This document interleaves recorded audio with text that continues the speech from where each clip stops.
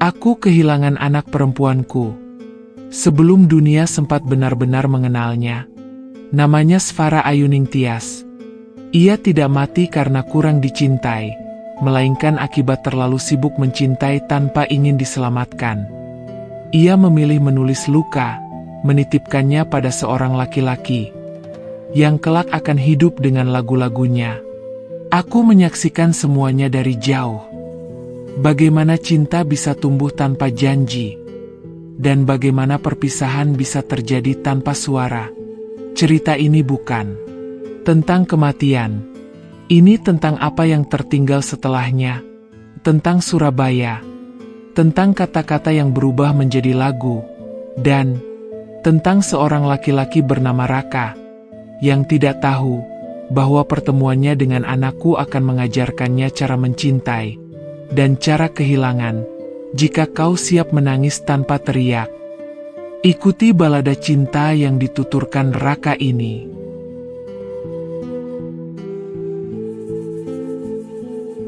Sejak malam itu, Surabaya terdengar berbeda di telingaku. Bukan lagi suara deru kendaraan di Jalan Ahmad Yani, bukan pula klakson yang saling bersahutan di Wonokromo. Yang tertinggal hanyalah gema langkah kaki dan suara napasku sendiri yang berat, seolah kota ini ikut menahan gejolak rasa bersamaku. Namaku Raka Pramudia. 27 tahun usiaku. Seorang penyanyi dan penulis lagu yang hidup dari kafe ke kafe, dari panggung kecil ke panggung yang lebih kecil lagi.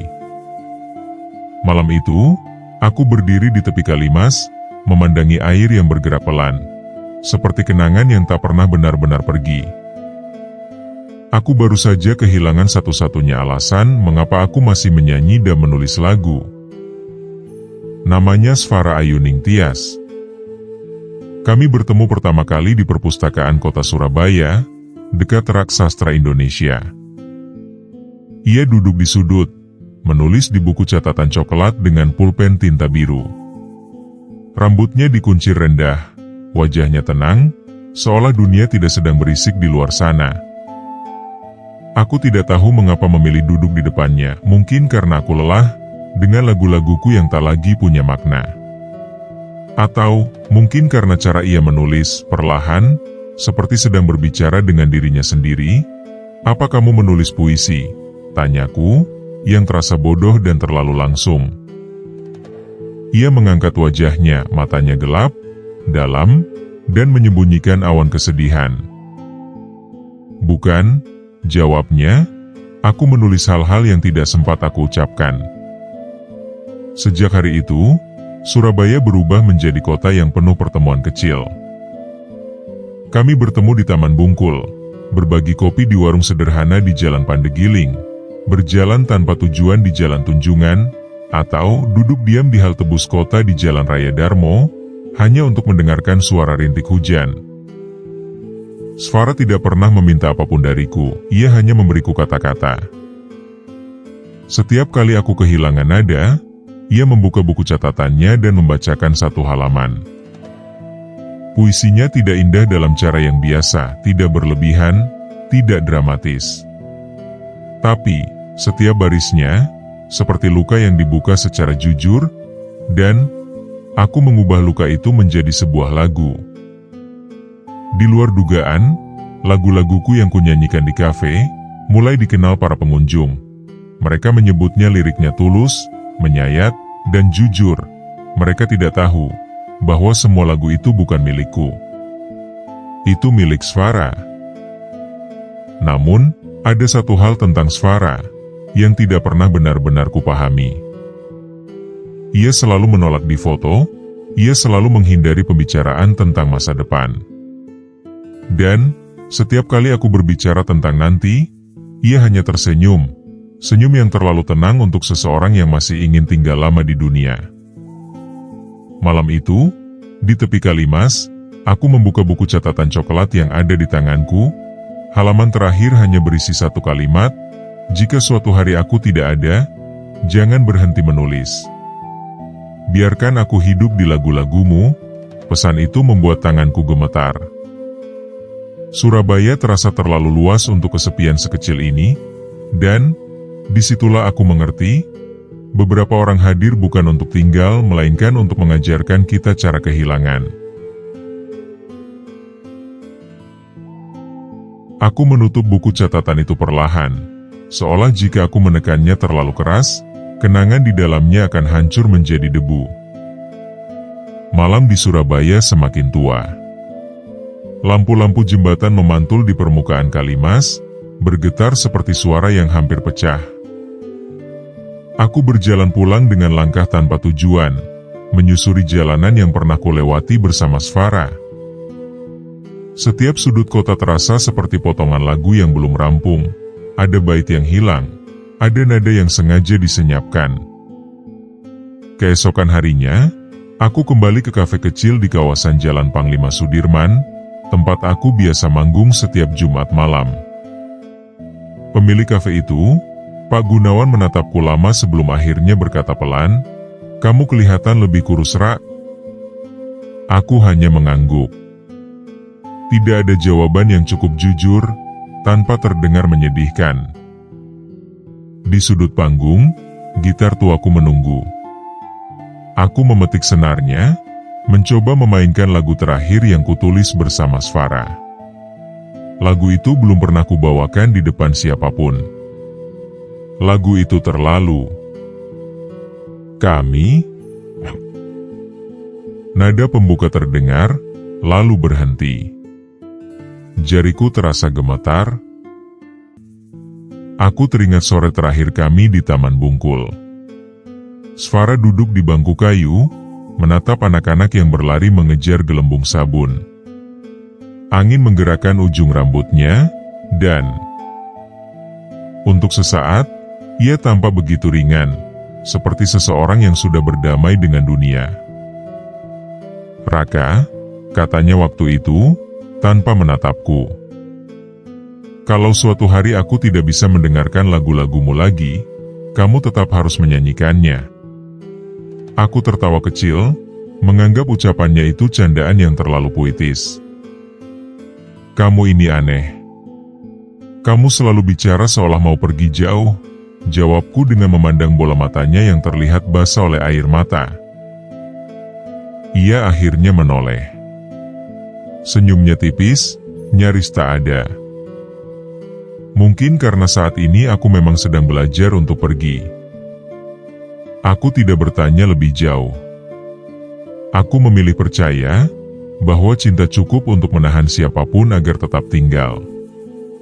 Aku lupa bahwa tidak semua perpisahan bisa dinegosiasikan. Dalam kafe itu, malam ini, aku akhirnya menyelesaikan lagu itu. Suaraku serak, tidak sempurna. Tapi, setiap kata keluar dengan jujur, tentang perempuan yang menulis luka, tentang kota yang menyimpan gema langkahnya, tentang cinta yang tidak sempat memiliki masa depan. Ketika lagu itu berakhir, suasana kafe terasa hening. Tidak ada tepuk tangan. Hanya keheningan yang berat, seperti doa yang terlambat diucapkan. Seorang perempuan di bar menyeka air matanya. Pak Gunawan menundukkan kepalanya, pura-pura merapikan gelas yang sudah rapi. Dan aku tahu, Sfara tidak benar-benar pergi. Ia tinggal di setiap nada yang kutahan, di setiap kata yang hampir kuucapkan, dan di Surabaya yang kini kupeluk sendirian. Malam itu, aku pulang dengan satu keyakinan yang menyakitkan. Jika cinta tidak sempat hidup lama di dunia, ia akan memilih tinggal di ingatan, dan menyiksa kita dengan setia. Pagi di Surabaya datang tanpa belas kasihan. Matahari naik seperti biasa, seolah tidak ada yang berubah. Padahal di dadaku, ada sesuatu yang runtuh perlahan, tanpa suara. Aku terbangun dengan gitar masih bersandar di sisi tempat tidur. Senarnya belum kuganti sejak seminggu lalu. Sejak Sfara terakhir menulis di buku coklat itu. Aku membuka halaman-halamannya satu persatu.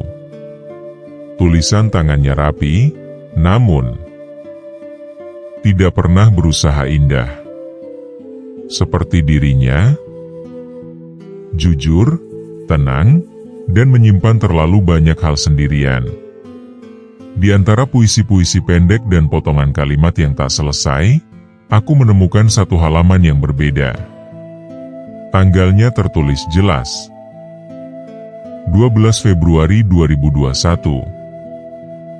Hari itu, aku ingat betul. Kami duduk di bangku kayu dekat jembatan Suramadu, memandangi laut yang berkilau di terpa cahaya sore. Ia mengenakan jaket tipis abu-abu, tangannya dingin ketika kugenggam. Di halaman itu, Sfara menulis, "Aku tidak tahu sampai kapan tubuh ini mau bekerja sama. Jika suatu hari aku menghilang, jangan cari aku di rumah sakit. Carilah aku di lagu yang kau tulis dengan jujur." Dadaku mengeras.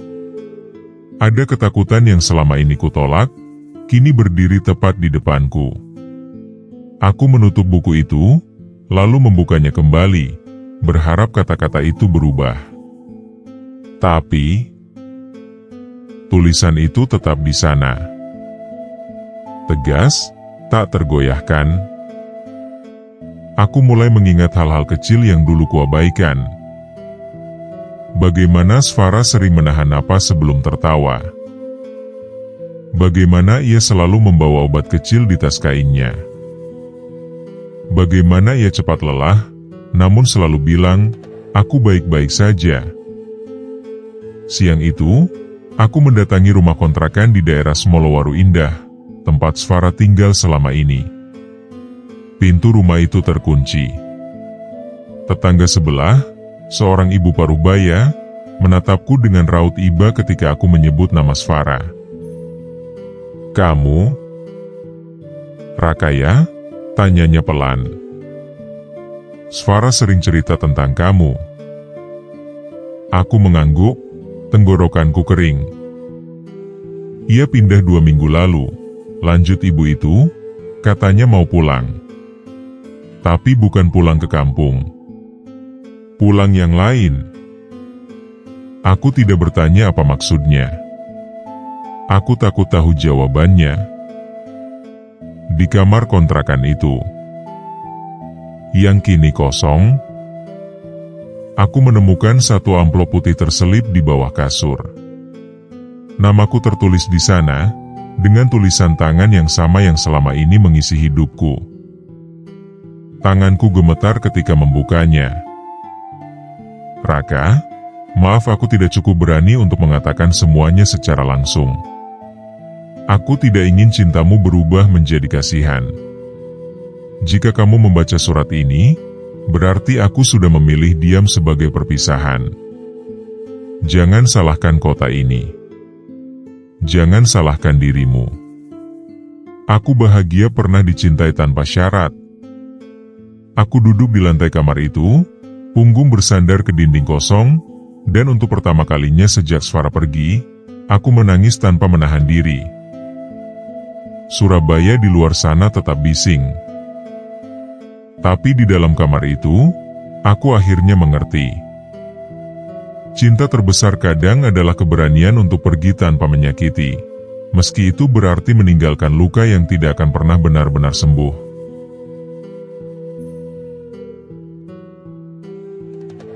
Hari-hari setelah itu, aku berjalan seperti orang yang lupa cara bernapas. Aku tetap bangun pagi, tetap mandi, tetap keluar rumah. Namun semua kulakukan tanpa rasa. Seperti aktor yang hafal dialog, tapi lupa mengapa ia harus berada di panggung. Aku berhenti manggung. Pesan-pesan dari kafe dan komunitas musik kubiarkan tak terjawab. Gitar hanya kupindahkan dari satu sudut ke sudut lain, tanpa pernah benar-benar kumainkan. Setiap nada terasa seperti pengkhianatan. Seolah aku memaksa Sfara hidup kembali, hanya untuk melukaiku sekali lagi. Suatu sore, hujan turun deras di Surabaya. Aku berdiri di depan stasiun Gubeng, menatap orang-orang yang datang dan pergi. Aku teringat ucapan tetangga kontrakan itu. Pulang yang lain. Kata-kata itu terus berputar di kepalaku, menuntut makna. Aku membeli 1 tiket kereta menuju Malang. Tanpa alasan yang jelas. Mungkin karena Sfara pernah berkata, "Kalau aku lelah, aku ingin melihat kabut." Dan Malang selalu identik dengan kabut baginya. Perjalanan itu sunyi. Aku duduk di dekat jendela, memandangi sawah dan bangunan yang berlalu, seperti kenangan yang tak sempat ku pegang. Di saku jaketku, surat Sfara terlipat rapi, sudah kubaca berkali-kali, namun tetap terasa baru setiap kali kubuka. Sesampai di stasiun Malang, Kota Baru, aku melanjutkan perjalanan ke rumah sakit kecil di daerah Batu. Nama Sfara sebagai pasien tercatat di sana. Saat sampai di rumah sakit, seorang perawat memastikan sangat mengenali Sfara, setelah aku menyebutkan ciri-cirinya. Perempuan tenang, jarang mengeluh, selalu membawa buku. "Ia pasien lama di sini," kata perawat itu hati-hati. Stadium penyakitnya sudah cukup tinggi saat pertama kali datang, sehingga peluangnya kecil untuk disembuhkan. Aku menelan ludah. "Dia pergi kemana sekarang?" tanyaku. Perawat itu menunduk sebentar sebelum menjawab. "Ia pulang ke rumah orang tuanya." 2 hari kemudian, kami menerima kabar duka. Kata duka jatuh begitu saja, ringan diucapkan, berat diterima. Aku keluar dari rumah sakit itu dengan langkah limbung. Dunia terasa terlalu terang untuk kabar segelap itu. Aku tidak sempat melihatnya untuk terakhir kali. Tidak sempat mengatakan bahwa aku sebenarnya tahu. Dan tetap ingin tinggal. Malamnya, aku duduk di penginapan kecil, menatap kabut yang turun perlahan. Di sana, untuk pertama kalinya, aku memainkan gitar lagi. Lagu itu mengalir tanpa rencana, tanpa struktur. Hanya rasa kehilangan yang akhirnya menemukan jalannya sendiri. Aku menyadari sesuatu yang pahit. Sfara tidak pergi karena ia tidak mencintaiku. Ia pergi karena ia mencintaiku terlalu dalam. Hingga tidak ingin aku mengingatnya sebagai seseorang yang runtuh. Dan di antara kabut Malang yang dingin, aku akhirnya menerima satu kebenaran. Beberapa cinta memang tidak ditakdirkan untuk bertahan, melainkan untuk mengubah kita. Selamanya.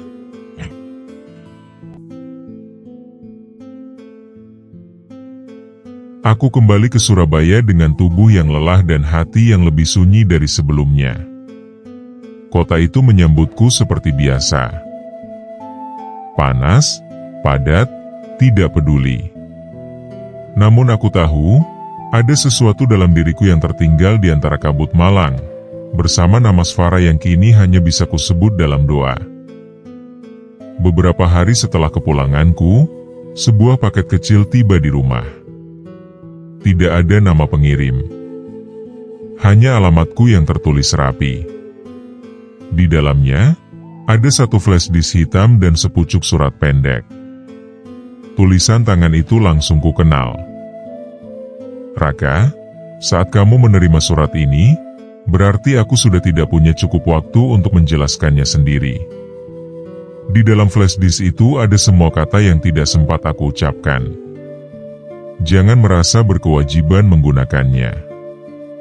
Cinta tidak pernah seharusnya menjadi beban. Tanganku gemetar ketika menancapkan flash disk itu ke laptop. Folder demi folder terbuka. Berisi puisi, potongan lirik, rekaman suara Sfara membaca tulisannya sendiri. Suaranya tenang, pelan, namun penuh kejujuran yang menyakitkan. Aku mendengarkan satu persatu, hingga larut malam. Ada puisi tentang ketakutan, tentang tubuh yang perlahan menyerah, tentang harapan kecil yang ia titipkan padaku tanpa pernah memintanya kembali. Di salah satu folder terakhir, ada file berjudul, "Untuk lagu terakhir". Isinya hanya satu kalimat. "Jika kamu ingin menyanyikanku, lakukanlah bukan sebagai kenangan, tapi sebagai kehidupan." Aku menutup laptop itu dan menatap langit-langit kamar. Untuk pertama kalinya sejak Sfara pergi, aku tidak menangis. Ada kesedihan, memang iya. Tapi juga ada sesuatu yang lain. Tanggung jawab yang tidak pernah kuminta, namun kini berada di tanganku. Minggu berikutnya, aku kembali ke kafe di Panglima Sudirman. Pak Gunawan menatapku kaget, lalu tersenyum kecil. "Kamu kembali." "Rak," katanya, seolah itu sebuah pernyataan, bukan pertanyaan. Malam itu, aku tidak menyanyikan lagu-lagu lama. Aku membawakan satu lagu baru. Dirangkai dari puisi-puisi Sfara, dari suaranya yang kini hanya hidup di rekaman, dari cintanya yang tidak pernah meminta balasan. Ketika lagu itu selesai, beberapa orang menangis tanpa malu. Aku melihat diriku sendiri di mata mereka. Seseorang yang kehilangan, namun memilih tidak menguburnya. Aku akhirnya mengerti. Warisan cinta bukanlah kenangan yang disimpan, melainkan keberanian untuk meneruskan hidup. Meski dengan luka yang tetap terasa. Dan di Surabaya yang mulai terasa asing, aku berdiri dengan gitar di tangan, menyanyikan seseorang yang tidak lagi bisa mendengarku, namun untuk pertama kalinya. Aku merasa ia benar-benar ada.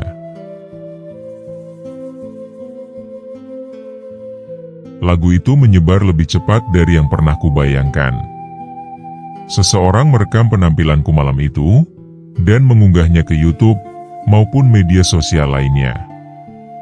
Dalam hitungan hari, namaku kembali disebut. Bukan sebagai musisi kafe, melainkan sebagai suara yang mewakili rasa kehilangan yang dialami banyak orang. Pesan-pesan berdatangan. Dari mereka yang kehilangan pasangan, dari anak-anak yang ditinggal orang tua mereka, dari orang-orang yang mencintai tanpa sempat mengucapkannya. Mereka mengatakan, laguku membuat mereka menangis. Mereka mengakui laguku menyelamatkan dan menghibur jiwa-jiwa mereka. Aku seharusnya bahagia. Tapi setiap pujian terasa seperti pisau kecil. Karena semua itu bukan sepenuhnya milikku. Itu milik Sfara. Dan kini, cintanya menjadi milik orang banyak, tanpa ia pernah tahu. Seorang produser musik dari Jakarta menghubungiku. Ia datang ke Surabaya, duduk di kafe yang sama, dan berbicara tentang album, tentang panggung besar, tentang masa depan yang dulu pernah kurencanakan bersama Sfara. "Kamu punya sesuatu yang langka," kata produser itu saat bertemu denganku. Sebuah kejujuran pengungkapan yang tidak dibuat-buat. Aku hanya mengangguk. Dalam kepalaku, suara Sfara berbisik. "Jangan jadikan aku beban." Aku menerima tawaran itu dengan satu syarat. Lagu-lagu itu harus tetap seperti semula. Tidak dipoles berlebihan, tidak diubah demi pasar. Produser itu setuju, mungkin karena ia tahu, kehilangan tidak bisa direkayasa. Namun semakin laguku dikenal, semakin aku diuji. Setiap wawancara selalu berakhir pada pertanyaan yang sama. Tentang siapa lagu-lagu itu? Aku selalu menjawab singkat. Tentang seseorang yang mengajarkanku arti sebuah kepergian. Tidak ada yang tahu betapa sulitnya berdiri di atas panggung besar, disorot lampu, sementara hatiku masih duduk di lantai kamar kontrakan kosong di kampung Ambengan Batu. Suatu malam, setelah konser kecil di Taman Budaya Jawa Timur, aku membuka kembali rekaman suara Sfara. Di salah satu file yang dulu terlewat, ia berkata, "Jika suatu hari namamu lebih dikenal dari namaku, jangan merasa bersalah. Aku tidak pernah ingin dikenang. Aku hanya ingin kamu hidup dalam lirik-lirik puisiku." Aku menutup mata. Untuk pertama kalinya, aku merasa diizinkan untuk melangkah maju. Tanpa merasa meninggalkan siapapun. Aku mulai menulis lagu dengan namaku sendiri lagi. Tidak lagi hanya tentang kehilangan, tapi tentang bertahan. Tentang orang-orang yang tetap hidup meski hatinya pernah hancur. Dan di tengah sorak penonton yang semakin ramai, aku belajar satu hal yang paling sulit. Mencintai seseorang tidak selalu berarti menyimpannya untuk diri sendiri. Kadang, cinta harus dibagikan. Agar ia tidak mati bersama kita.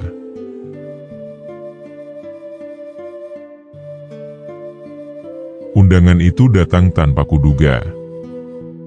Sebuah konser penghormatan kecil di Gedung Serbaguna Jatim Expo Jalan Ahmad Yani, Surabaya, untuk para seniman yang karyanya lahir dari kehilangan. Namaku tercantum sebagai penampil utama. Aku membaca undangan itu lama, merasakan getar yang aneh. Antara bangga dan takut. Malam konser, angin Surabaya bertiup pelan. Lampu-lampu gedung menyala temaram romantis, tidak menyilaukan. Penonton duduk rapat, sebagian membawa lilin kecil.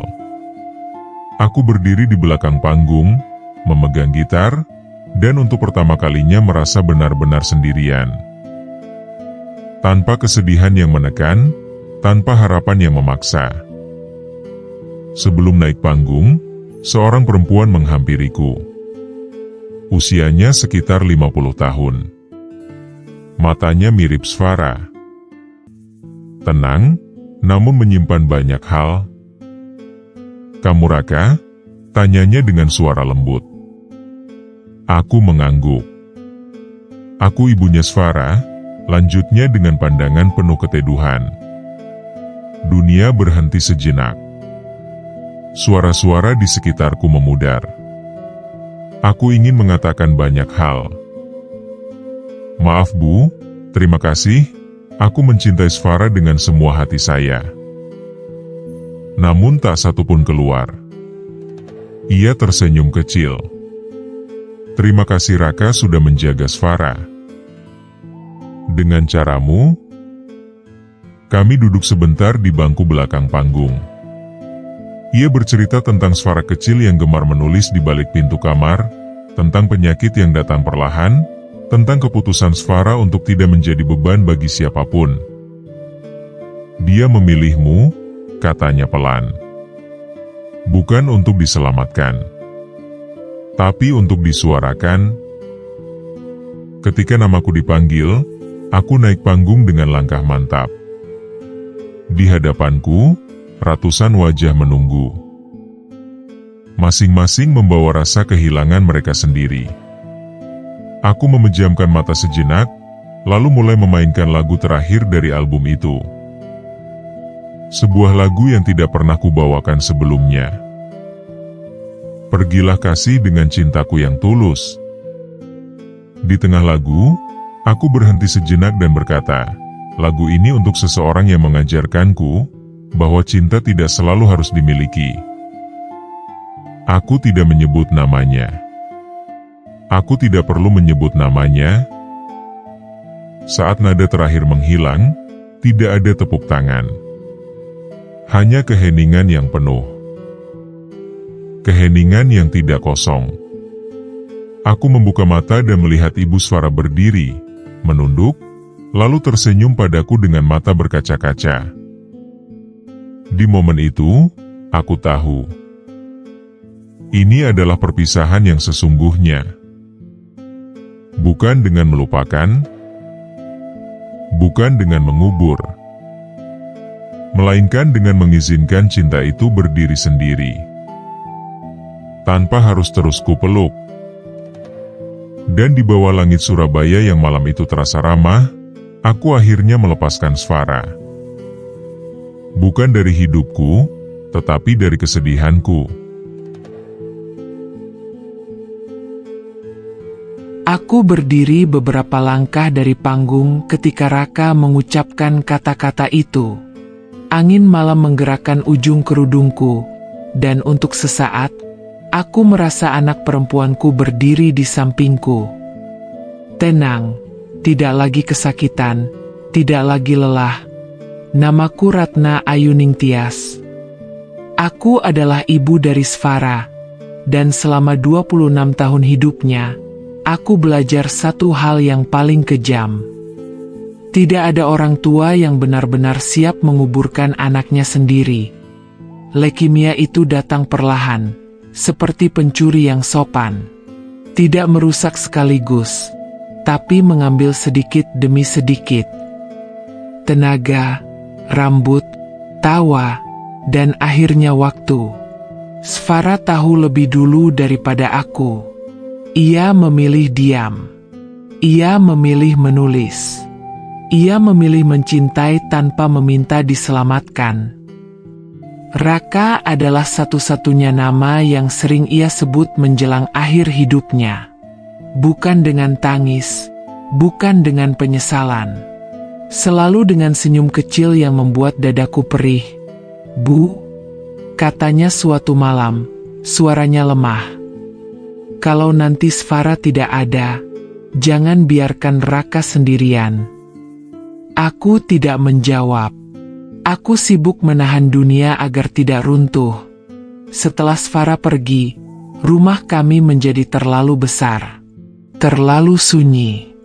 Aku sering duduk di kamarnya, membaca ulang tulisan-tulisannya, dan bertanya-tanya apakah aku sudah menjadi ibu yang cukup kuat untuk membiarkannya pergi dengan caranya sendiri. Lalu Raka datang. Awalnya hanya sesekali, membawakan buah, memperbaiki lampu, duduk diam menemaniku menonton berita sore. Ia tidak pernah mencoba menggantikan siapapun. Ia hanya hadir. Dengan kesabaran yang tidak dibuat-buat. Tahun-tahun berlalu, rambutku memutih, tanganku mulai gemetar. Dan tanpa pernah kami bicarakan, Raka ada di setiap hal kecil. Mengantarku ke rumah sakit, membacakan doa, memastikan aku makan tepat waktu. Ia memanggilku ibu untuk pertama kalinya 5 tahun, setelah Sfara pergi. Suaranya ragu, seolah takut melukai kenangan. Aku menggenggam tangannya dan mengangguk. Tidak ada yang tergantikan, tapi ada yang dilanjutkan. Aku sering duduk di barisan depan, setiap kali Raka tampil di Surabaya. Mendengarkan lagu-lagu yang dulu lahir dari kehilangan, kini tumbuh menjadi pengharapan. Di setiap nada, aku mendengar Sfara. Bukan sebagai luka, melainkan sebagai akar. Aku kehilangan anak perempuanku satu-satunya. Itu tidak pernah berubah. Namun hidup, dalam caranya yang sunyi, memberiku seorang anak laki-laki. Bukan untuk mengganti, melainkan untuk menemani sisa usiaku. Dan setiap malam sebelum tidur, aku selalu berdoa dengan satu kalimat yang sama. Terima kasih Sfara. Cintamu tidak berhenti di kematian. Ia pulang dalam bentuk yang lain.